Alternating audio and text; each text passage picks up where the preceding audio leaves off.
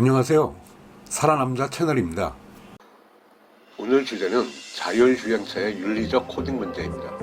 인공지능이 운전을 하면서 사람이 운전자에서 탑승자로 변하는 완벽한 자율주행차의 시대가 곧 열린다고 합니다. 현대는 2030년까지 인간이 그 어떤 개입을 하지 않는 완전 자율주행차를 생산하겠다는 로드맵을 발표했는데, 전기자동차 회사인 테슬라의 CEO 앨런 머스크는 당장 내년부터 인공지능이 운전하는 로봇택시 서비스를 하겠다고 발표했습니다. 누구 말이 맞을까요? 중간 정도인 2025년경부터 자율주행차의 시대가 열리지 않을까 예상해봅니다. 자율주행차는 인공지능, GPS, 센서, 사물 인터넷 등이 결합한 첨단 기술의 복합체입니다. 기술적인 문제는 거의 모두 해결되고 있습니다. 완전 자율주행이 시행되는데 가장 장애가 되는 것은 윤리적 코딩의 문제라고 생각합니다. 아주 오래된 문제인 트롤리 딜레마와 관련이 있습니다. 트롤리 딜레마는 윤리학의 사고 실험으로 5사람을 구하기 위해 한 사람을 죽이는 것이 도덕적으로 허용 가능한지에 대한 질문입니다. 열차가 달려오고 있습니다. 기존 선로에는 5명이 있습니다. 그대로 달리면 5명 모두 죽습니다.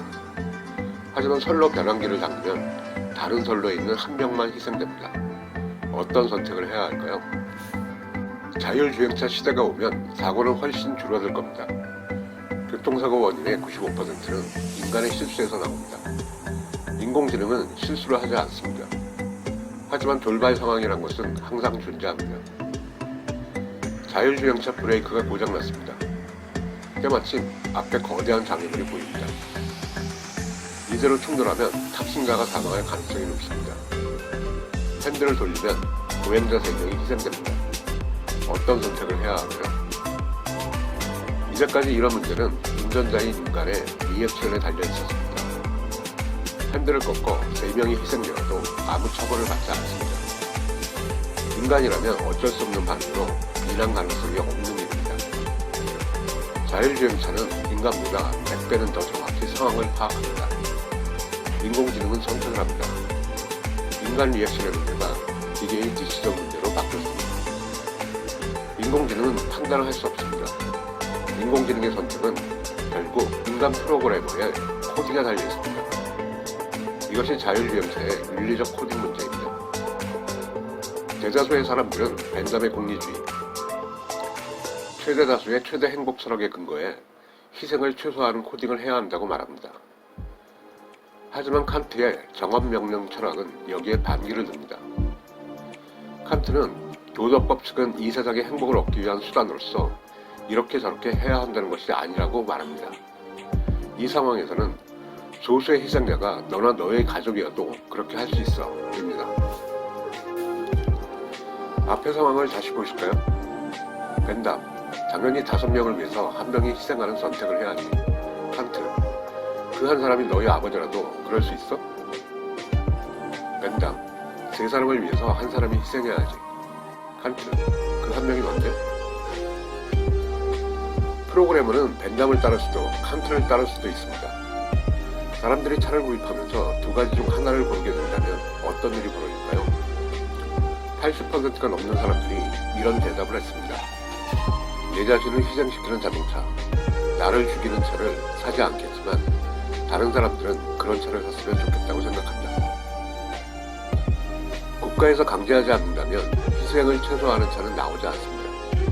모든 사람이 내 자신을 가장 중요시하는 차를 살 것이기 때문입니다. 트롤리 딜레마는 자신이 희생자가 아닌 경우도 발생합니다. 눈앞에 아기와 할머니가 나타납니다. 누구를 희생시키겠습니까? 적나라하게 누구를 죽이겠습니까? 벤담, 할머니는 살 만큼 살았으니 아기를 살려야지. 칸트, 그게 너희 엄마인데? 자율주행차의 프로그래머는 어쩔 수 없이 인간 목숨의 가치를 서열화해야 합니다. 인간은 누구나 평등하고 목숨은 모두 소중하다. 이런 말은 통하지 않습니다. 기계가 선택할 수 있는 서열이 필요합니다. 누구를 우선적으로 보호해야 하는가? 설문조사가 있었습니다. MIT 공대 연구진이 전 세계 230만 명을 대상으로 자율주행차가 먼저 살려야 할 사람을 조사한 결과입니다. 이 순서 보고 한참 웃었습니다. 비만인 것도 서러운데 왜 이렇게 순위가 낮습니까? 제 범죄자 고양이 수는 또 뭔가요?